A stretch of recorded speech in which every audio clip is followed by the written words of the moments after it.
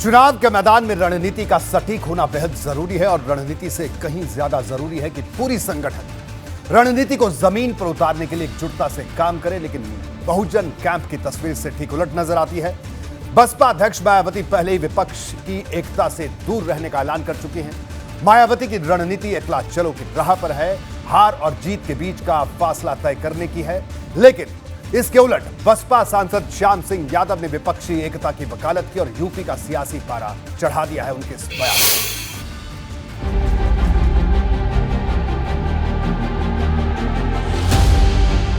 24 के चुनाव में भले ही अब करीब 1 साल का वक्त बचा है, लेकिन मायावती का स्टैंड बिल्कुल क्लियर है। बीते दिनों उन्होंने साफ शब्दों में कहा था कि लोकसभा चुनाव में उनकी पार्टी किसी भी दल के साथ गठबंधन नहीं करेगी।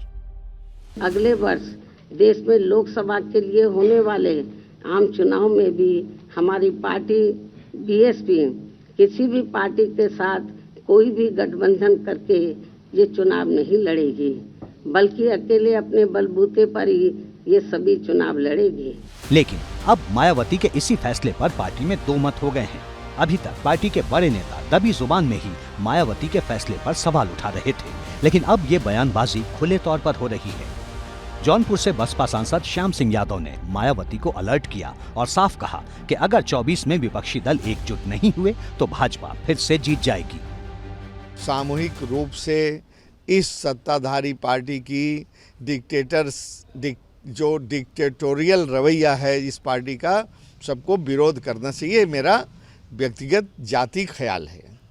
और देर सवेर मैं अपनी बहन मायावती सुप्रीमो जो हैं उनके उस पर तो कोई वो नहीं करता, न तो मेरा अधिकार है, उनका मैं सम्मान करता हूं, लेकिन मेरा ये ख्याल है कि देर सवेर सबको साथ आना चाहिए और साथ आकर के मुकाबला करना चाहिए। सवाल ये है कि मायावती गठबंधन से क्यों बच रही हैं? क्या अकेले चुनावी मैदान में उतरना उनकी किसी रणनीति का हिस्सा है या फिर कोई सियासी मजबूरी? और वो भी तब जबकि बसपा का जनाधार हाल के दिनों में तेजी से नीचे गिरा है। 2007 में बसपा ने पूर्ण बहुमत की सरकार बनाई थी। 2012 में झटका लगा, तब भी पार्टी को 26% वोट मिले। 2017 में बसपा को 22% और 2022 में 12% वोट मिले। यानी चुनाव दर चुनाव बसपा का वोट प्रतिशत घटता गया।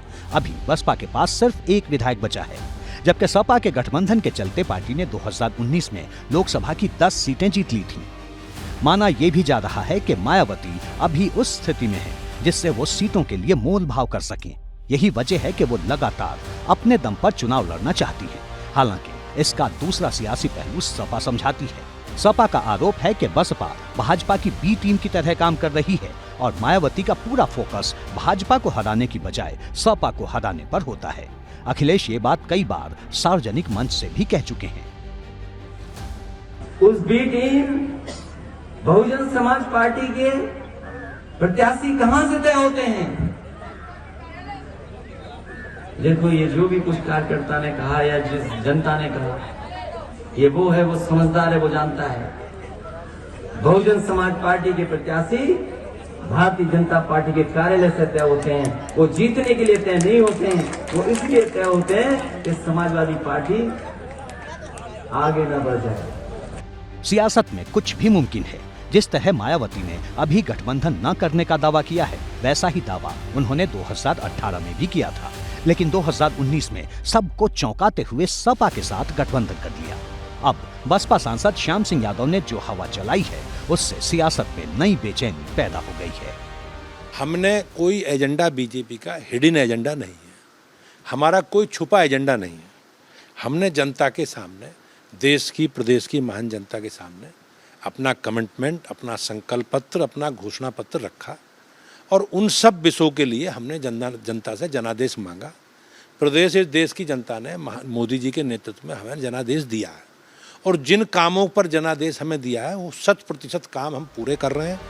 ये बात सही है कि विपक्षी एकता की बात बिना मायावती को साथ जोड़े अधूरी है और मायावती खुद को इस विपक्षी एकता का हिस्सा नहीं बनाना चाहती, क्योंकि 23 जून को पटना में जो बैठक होनी है उसके लिए न तो मायावती को न्योता मिला और न ही उन्होंने इस पर कोई प्रतिक्रिया दी, जबकि वो लगातार लोकसभा सीटों पर मजबूत प्रत्याशियों की तलाश में जुटी हैं। मायावती ने सभी मंडलों में मजबूत प्रत्याशियों का पैनल बनाने का निर्देश दिया है। हर मंडल में 4-4 काबिल प्रत्याशियों का पैनल तैयार किया जाएगा। जिला और मंडल कमेटी मजबूत प्रत्याशियों का पैनल तैयार करेगी और टिकट किसे दिया जाएगा इसका फैसला आखिर में मायावती करेंगी। मायावती ने साफ कर दिया है कि वो अब की बार लोकसभा का चुनाव अकेले लड़ेंगी। पिछली बार उन्होंने समाजवादी पार्टी से गठबंधन में चुनाव लड़ा था, लेकिन अब की बार कोई गठबंधन नहीं होगा। मायावती ने कहा है कि सभी कोऑर्डिनेटर्स जिलों पर ध्यान दें, जिला कमेटियों से समन्वय करके बूथ और सेक्टर को मजबूत करने पर काम करें। जो प्रत्याशी हैं उनका काम देखें, उनका ज़मीनी स्तर पर जो लोगों से संपर्क है वो देखें। प्रत्याशियों के चयन के लिए बसपा सुप्रीमो ने कई मानक भी निर्धारित किए हैं। उन्होंने जमीनी स्तर पर मजबूत प्रत्याशियों की तलाश करने को कहा है। इसके साथ ही पार्टी के कैडर वोट के अलावा दूसरे दलों में प्रभाव रखने वाले प्रत्याशियों को प्राथमिकता देने को कहा गया है। मायावती के साफ निर्देश हैं कि ऐसे प्रत्याशी का नाम पैनल में शामिल किया जाए जिसके खिलाफ कोई आपराधिक मुकदमा दर्ज न हो। एबीपी गंगा के लिए लखनऊ से विवेक त्रिपाठी के साथ ब्यूरो रिपोर्ट।